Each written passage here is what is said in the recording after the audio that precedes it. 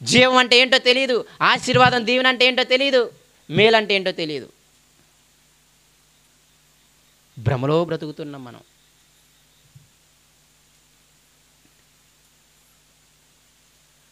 స్వార్థలకి సహకారులుగా ఉండండి. ఎవడైతే దేవుని మాటలు చెప్పి నిజంగా వ్యక్తులను మారుద్దామని ఆలోచన కలిగి ఉన్నాడో వాళ్ళకి సహకారులుగా మారండి. అది విశ్వాసికి తగినది, అది దేవునికి తగినది, అది సత్యాన్ని అనుసరించి నడవటం. అప్పుడే నీ ఆత్మలను వర్ధిల్లుతావు. అప్పుడే నిజమైన సేవకులు నీ గురించి కన్నీరు గాచి ప్రార్థన చేస్తారు.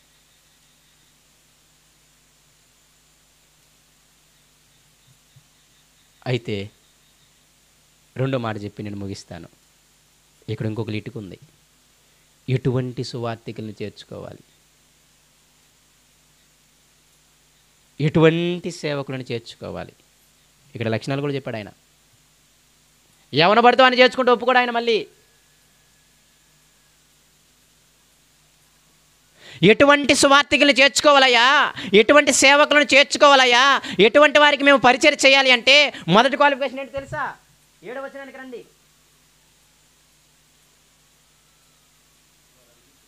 క్షమించండి, 5వ వచనానికి రండి.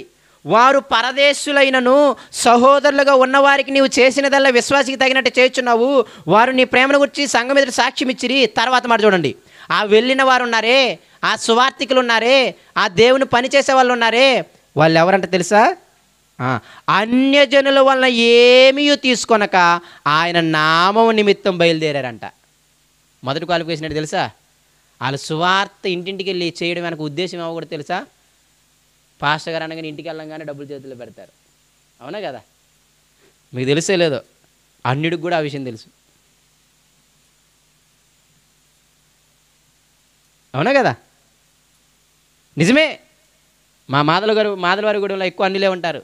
వాళ్ళ ఇంటికి వెళ్తే వాళ్ళు కంపల్సరీగా దానం తీసుకొస్తారు. మందిరానికి వచ్చేయమంట, వాళ్ళు మందిరానికి రాదు, ధనం రాదు.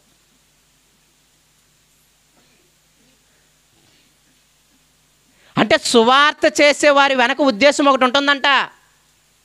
వాళ్ళు ఏం చేస్తారంటే తెలుసా? అన్యజనుల వల్ల లాభం సంపాదించుకుంటారంట. ధనాపేక్ష కలిగిన సువార్థికులు కూడా ఉంటారు, ధనాపేక్ష కలిగిన సేవకులు కూడా ఉంటారు. కానీ నువ్వు ఎటువంటి వాడిని చేర్చుకోవాలి తెలుసా గాయు? అన్యజనుల వల్ల వాళ్ళు ఏమి తీసుకోరయ్యా. వాళ్ళకి ఏంటి తెలుసా? ఆ అన్యజనులు యేసే నామాన్ని అంగీకరిస్తే చాలు. వాళ్ళు ఆశించేది ఏంటంటే వాళ్ళ దగ్గర నుండి ధనం కాదు, వాళ్ళు యేసే నామాన్ని అంగీకరిస్తే చాలంట. ఆ మనసున్న సేవకుడు సువార్థికుని స్వీకరించాలి.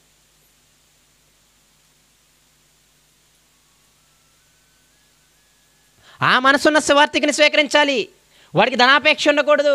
వాడి సువార్త ఉద్దేశం ఏంటి తెలుసా? ఆ వ్యక్తి యేసే నామాన్ని తెలుసుకోవాలి. అంతే తప్ప వాళ్ళ దగ్గర నుండి నేను వెళ్ళి చెబితే 4 ధనం వస్తుందని ఆలోచించకూడదంట. అది మొదటి క్వాలిఫికేషన్. మీరు ఈజీగా పట్టేయగలరు. పాస్టర్ గారి ఇంటికి వస్తే, సువార్తికి ఇంటికి వస్తే ఇటు ధనాపేక్ష లేకపోతే మామూలుగా వచ్చాడని. అంత జ్ఞానం లేని వాళ్ళు ఎవరూ లేవు. అయితే మళ్ళీ చెబుతున్నా, వాని ఉద్దేశం మాత్రం ధనం అయితే వాని ఇంట్లోకి చేర్చుకోమాకండి. వాడి పాపక్రియలో పాపాలు వస్తాయంట. ఇదే సేవకుడు చెప్పాడు. పక్కన పేజీ చూడండి, 2వ యోహాను పత్రిక పక్కన పేజీ చూడండి, మీకు అర్థమవుతుంది. 2వ పేతురు పత్రిక, క్షమించండి, 2వ యోహాను గారు రాసిన పత్రిక 10వ వచనం చూడండి. ఎవడైనను ఈ బోధన తేక మీ వద్దకు వచ్చినడల వానిని మీ ఇంట చేర్చుకొనవద్దు, శుభమని వానితో చెప్పవద్దు. శుభమని వానితో చెప్పువాడు వాని దుష్టక్రియల్లో పాల్వాడవుతాడంట. ఇందాక మీరు అన్నారే గిన్నెడు చన్నీళ్ళు ఇస్తే మా ప్రతిఫలం పోగొట్టుకోమని. అంటే గిన్నెడు చన్నీళ్ళు ఇస్తే ఆయన నీతిమంతుడు కాబట్టి ఆయన నీతి మీకు అంటుకుంటుందనేగా, అంతేనే కదా?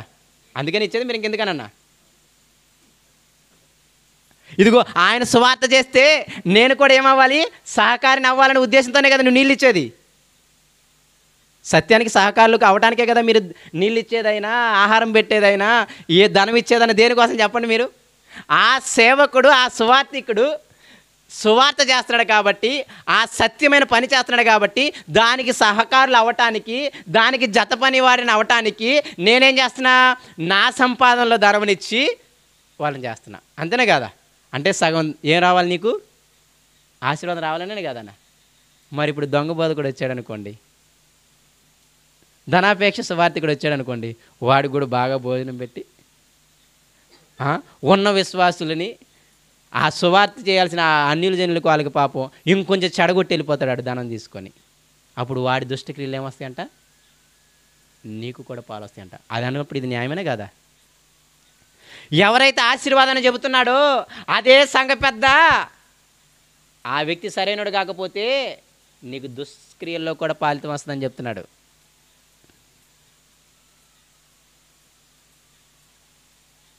మీకు అర్థమవుతుంది అనుకుంటున్నాను. మీకేమి క్లమ్జీగా చెప్పట్లేదు నాకు తెలిసి. ఎటువంటి సువార్థికులను చేర్చుకోవాలి, ఎటువంటి సేవకులను చేర్చుకోవాలంటే మొదటి క్వాలిఫికేషను వాడికి ధనాపేక్ష ఉండకూడదు. ఆ కుటుంబం దగ్గరికి వెళ్తే వాళ్ళు 100 రూపాయలు 200 చేతిలో పెడతారు అని ఉండకూడదంట. ఆ కుటుంబము యేసయ్యని స్వీకరించాలి, ఆయన నామాన్ని స్వీకరించాలి, ఆయన నమ్ముకోవాలి అనే ఉద్దేశం ఉన్న దాని దగ్గరికి తీసుకెళ్ళాలంట. వాడికే ఆతిథ్యం ఇవ్వాలి. ఇంకో 3 క్వాలిఫికేషన్ చెప్తారు చూడండి. 3 యోహాను పత్రిక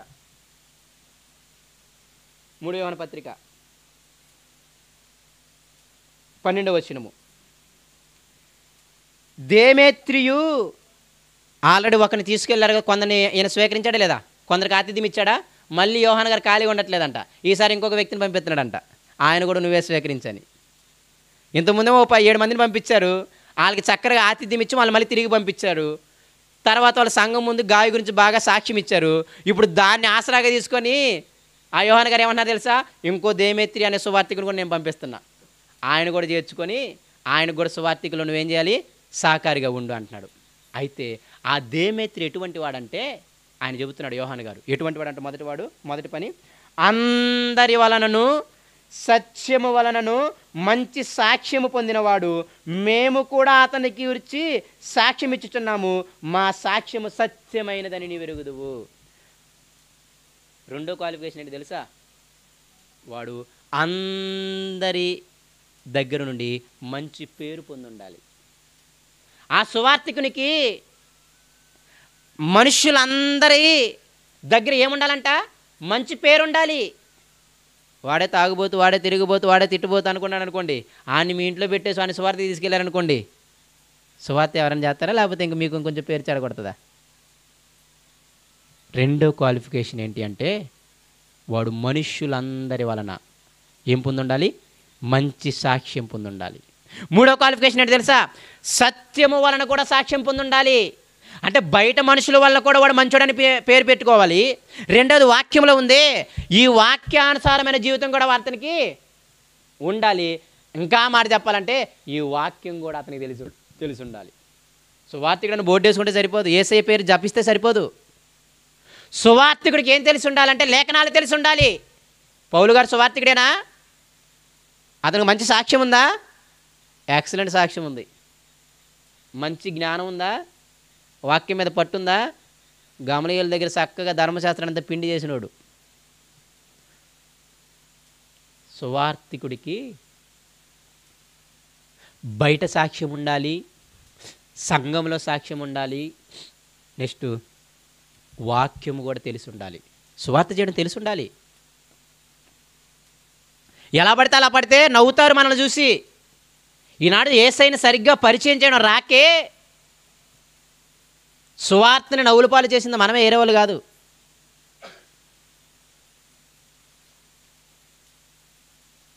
జ్ఞానం నేర్చుకోవాలి, సువార్త ఎలా చేయాలో నేర్చుకోవాలి.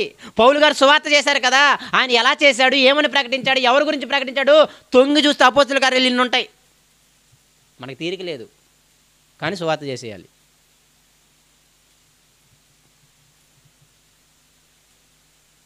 మొదటిదేమో ధనాన్ని ఆపేక్షించకూడదు, ఆ కుటుంబం యేసుని స్వీకరిస్తే చాలని హృదయం ఉండాలి. రెండోది ఏంటి తెలుసా? బయట వారందరి వల్ల మంచి సాక్ష్యం పొంది ఉండాలి వాడు. మూడోది ఏంటి తెలుసా? సత్యము వలన కూడా సాక్ష్యం పొంది ఉండాలి. సత్యం అంటే ఏంటి? వాక్యానుసారమైన జీవితం ఉండాలి, ఆ వాక్యం మీద అవగాహన ఉండాలి. ఇక నాలుగోది అంటున్నాడు, ఆయన ఏమన్నాడంటే మేము కూడా సాక్ష్యం ఇస్తున్నాం. యోహాను అంటున్నాడు, నేను పూచి మా సంఘం అంతా సాక్ష్యం ఇస్తుంది. జ్ఞాపకం పెట్టుకోండి, సువార్తికుడు సంఘంలో నుండి వెళ్ళాలి. ఎవరైనా మీద సువార్త చేయడానికి మీ ఏరియాకి వచ్చినప్పుడు మనం ఓకే దేవుడి పనే కదా అని అందరం చేసేస్తాం, కానీ నేను మళ్ళీ చెప్తున్నా, వాడి పాపక్రియల్లో కూడా వస్తాయి. ఎంత ఆశీర్వాదం ఉందో అంత నాశనకరం ఉంది. బలలో చేతులు వేస్తే ఎంత ఆశీర్వాదకరం ఉందో అంతే నాశనకరం ఉంది. అవునా కదా? యోగ్యంగా ఉంటే ఆశీర్వాదం, అయోగ్యంగా తీసుకుంటే చచ్చిపోతున్నారంట, వ్యాధిగ్రస్తులు అవుతున్నారంట. అలాగే చేర్చుకుంటే ఎంత ఆశీర్వాదం ఉందో మంచి వాళ్ళని చేర్చుకుంటేనే ఆశీర్వాదం. నువ్వు పరీక్షించాలి. ఎలా పరీక్షించాలి అంటే నీకు తెలిసిపోద్ది. ఆ వ్యక్తిని అడుగు, ఎక్కడి నుండి వచ్చావు నువ్వు, నీదే సంఘం? నేను పలానా ఊరి నుండి వచ్చానండి సువార్త చేయడానికి, నాకు సంఘం ఇవన్నీ లేవన్నాడు అనుకో, సంఘము లేనోడిని చేర్చుకోమాకనంత ఈజీగా. 100లో 2-3 మాత్రమే మంచోళ్ళు ఉంటారు. సువార్తికులు సంఘం ద్వారా పంపబడాలి. కంపల్సరిగా మీ ఏరియాకి కానీ, మీ ఇంటికి కానీ, మీ ప్రాంతానికి కానీ సువార్త చేయడానికి ఎవరన్నా వస్తే, సేవ చేయడానికి ఎవరన్నా వస్తే వాళ్ళని మీరు పరీక్షించాలి. నువ్వు ఎక్కడి నుండి వచ్చావు, ఏం చేస్తుంటావు, ఎందుకు వచ్చావు, మీదే సంఘం, ఆ పాస్టర్ గారి నెంబర్ ఇవ్వు, ఆ పాస్టర్ గారితో మేము మాట్లాడతాం. ఆ పాస్టర్ గారితో మాట్లాడి, అయ్యా ఈయన మంచోడేనా, ఈయన సంఘం ముందు మంచి సాక్ష్యం కలిగినోడేనా, ఏ ఊరు నుండి వచ్చావు, ఆ ఊర్లో అతనికి మంచి పేరుందా? ఇదేం బాబయ్యా సువార్తకి సహకరించడమే కష్టం అనుకుంటే మళ్ళీ ఎంత బయోడేటది ఏమన్నా మాకేడ దొరుకుతుంది అంటారా టైము? మేలు కావాలంటే, ఆశీర్వదింపబడాలి అంటే చేయడం అంతే. ఆరోగ్యం బాగలేదు పని ఎక్కడ చేస్తామని అనుకుంటున్నారు ఏంటి ఎవరన్నా? పొట్ట గడవాలంటే ఆరోగ్యం బాగలేకపోయినా పరిగెడుతున్నారు. అవునా కదా? పరిగెట్టట్లేదా?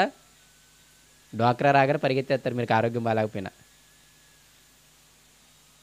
10 రోజులు కూర్చున్న 1వ తారీఖు మీకు కంపల్సరీ వెళ్ళిపోతారు. నేనేమంటానంటే అవసరమని ఫీల్ అయితే వెళ్తాం, నాకు అవసరం లేదని కూడా కూర్చుంటాం.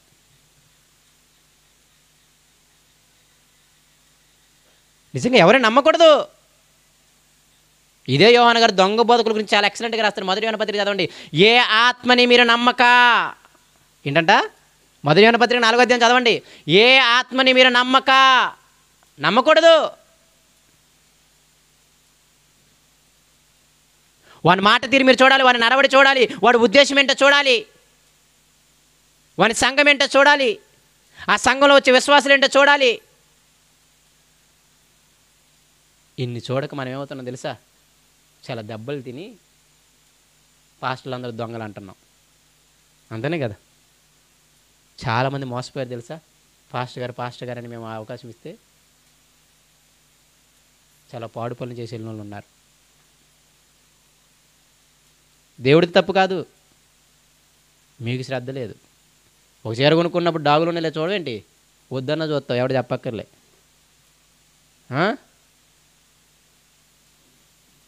అటువంటి సువార్తికల్ని చేర్చుకోవాలి. కాబట్టి మళ్ళీ చెబుతున్నాను ప్రియమైన దేవుని పిల్లరా, ఇదంతా వింటే మీకు అర్థమవుతుందేమో ఆత్మలు ఎంత దారిద్ర్యంలో ఉన్నామో అని. ఇలా చేర్చుకునేవాడు, చివరి మాట చెబుతాను, ఇలా చేర్చుకునేవాడే దేవుని సంబంధి. ఇలా సువార్తకి సహకరించేవాడే దేవుని సంబంధి. ఆ సంఘంలో ఇంకొకటి కూడా ఉండంట. మీరు 12 వచ్చిన చదివితే మీకు అర్థమైద్ది. వాడేమో చేర్చుకోడంట విశ్వాస ఎవరిని సువార్తికుల్ని, చేర్చుకునే వాళ్ళు కూడా చేర్చుకునేవాడంట. అలాంటి సంఘ పెద్దలు కూడా ఉన్నారు. కింద ఆ మాట చదివి వెళ్ళిపోదాం చూడండి, ముగిచ్చేస్తాను చూడండి. గాయ ఎంత మంచోడు కదా. 9వ వచనం చూడండి. నేను సంఘమునకు ఒక సంగతి రాసి తిని, ఎవరో యోహాను గారు రాశారంట సంఘానికి, ఏమని? అయితే వారిలో ప్రధానత్వం కోరుకున్న దియోత్రెఫే మమ్మల్ని అంగీకరించట్లేదంట. ఇంకొక సంఘ పెద్ద ఉన్నాడంట దియోత్రెఫే, అతను మాత్రం ఏం చేయట్లేదంట, అంగీకరించట్లేదంట. నేను చేర్చుకొని మీరు పంపిస్తే వాళ్ళందరికీ ఎవరు ఉపచారం చేస్తారు, వాళ్ళందరినీ ఎవరు చేసుకుంటాడు అని చెప్పి అంటున్నాడంట. పైగా ఇంకో విశ్వాసాలు ఎవరికైనా చేర్చుకునే మనసు ఉంటుంది కదా, అలా చేర్చుకుంటే వాళ్ళ సంఘంలో తోలేస్తున్నాడంట. ఎంత భయంకరం చూడండి. కింద చూడండి, చదివినప్పుడు మీకు అర్థమైంది. వాడు మమ్మును గూర్చి చెడ్డ మాటలు వదురుచు, 10వ వచనం, అది చాలనన్నట్టు సహోదరులను తానే చేర్చుకొనక వారిని చేర్చుకొన మనసు గల వారిని కూడా ఆటంకపరచుచు సంఘములో నుండి వాడిని వెలివేస్తున్నాడంట. ఎంత దౌర్భాగ్యులు ఉన్నారు చూసారా సంఘ పెద్దల్లో కూడా. ఒక సంఘ పెద్ద గాయు మంచిగా ఉంటే ఇంకో సంఘ పెద్ద దియోత్రెఫే ఉన్నాడు, అతనికి బాగా నేను మంచి పదవులు ఉండాలని బాగా ఇష్టమంట. కాబట్టి ఆ యోహాను గారు రాస్తే లేక, ఇదిగో సహోదరులు వస్తున్నారు చేర్చుకోండి సువార్త చేయడానికంటే నేను చేర్చుకొని అంటున్నాడంట. కానీ ఆయన చేర్చుకోకపోతే విశ్వాసాలను చేర్చుకుంటారని అనుకుంటే చేర్చుకున్న విశ్వాసం కూడా చేర్చుకోకుండా వాళ్ళని బలేస్తున్నాడంట. ఎక్కడికి? సంఘంలో నుండి బయటకు తోసేస్తున్నాడంట. అప్పుడు యోహాను గారు ఏమంటున్నారు చూడు, అందుచేత నేను వచ్చినప్పుడు వాడు చేయుచున్న క్రియలను జ్ఞాపకం చేసుకుందును. మాట మారిపోయింది చూసారా. గాయినేమో ప్రియుడా అని 3 సార్లు పిలిచి, ఇలాంటి దొంగ పెద్దనేమన్నాడు తెలుసా, వాడిని వదిలిపెట్టను నేను. ఎంతగా ప్రేమగా మాట్లాడినాడు, ఎంత గట్టిగా మాట్లాడుతున్నాడు తెలుసా. మళ్ళీ సేవకుడు లక్షణం అది. దొంగలను సహించకూడదు. దొంగలను సహిస్తే కుటుంబాలు పాడైపోతాయి, సంఘాలు పాడైపోతాయి. ఈనాడు సంఘాలు పాడవడానికి కారణం విశ్వాసులే.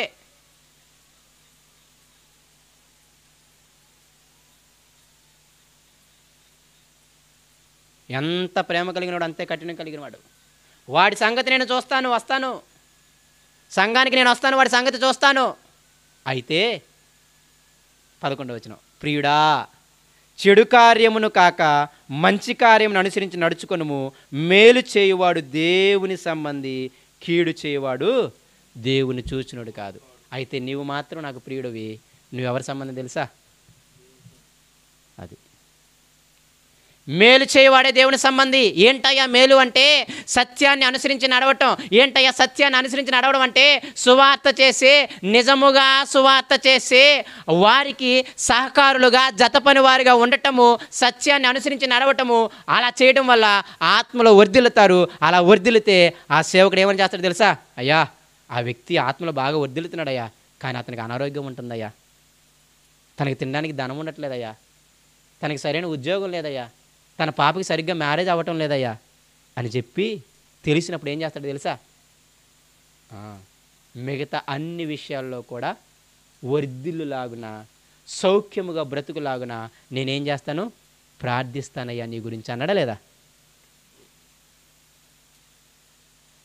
ఆత్మలో మీరు వర్ధిల్లితే ఆటోమేటిక్గా శరీరం గురించి సేవకుడు ప్రార్థన చేస్తాడు.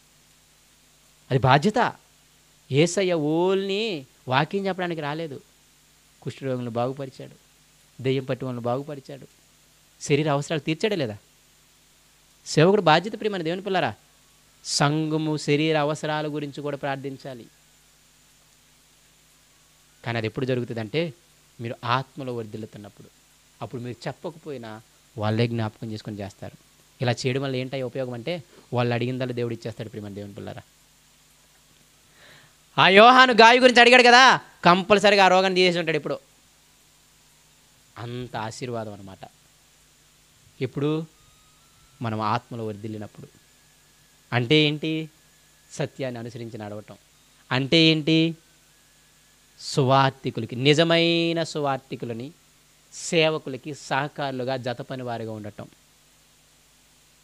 ఇవన్నీ చేసినాడు ఎవరంట? దేవుని సంబంధి. అలా చేయనివాడు దేవుని సంబంధి కాదు. కాబట్టి సాధారణంగా బ్రతకమాకండి. మీరు ఆత్మలో బాగా ఎదగండి, వాక్యంలో ఎదగండి, ప్రార్థనలో ఎదగండి, భక్తిలో ఎదగండి. మీ భక్తిని మీ ఇంట్లో అంటించండి, మీ చుట్టుపక్కల వారికి అంటించండి. మీకు సువార్త చేయడం రాకపోతే సువార్థికులను చేర్చుకొని, సేవకులను చేర్చుకొని, అయా వాళ్ళకి ప్రార్థన చేయి, వాళ్ళకి 4 మొక్కలు చెప్పని వాళ్ళతో మీరు మంచి బాంధవ్యాలు కలిగి ఉండి మీరు మమ్మల్ని తీసుకెళ్ళాలి.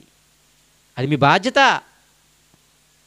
లేకపోతే అనేక విధాలుగా కొట్టబడతారు. మళ్ళీ చెబుతున్నాను, అనేక విధాలుగా కొట్టబడతారు.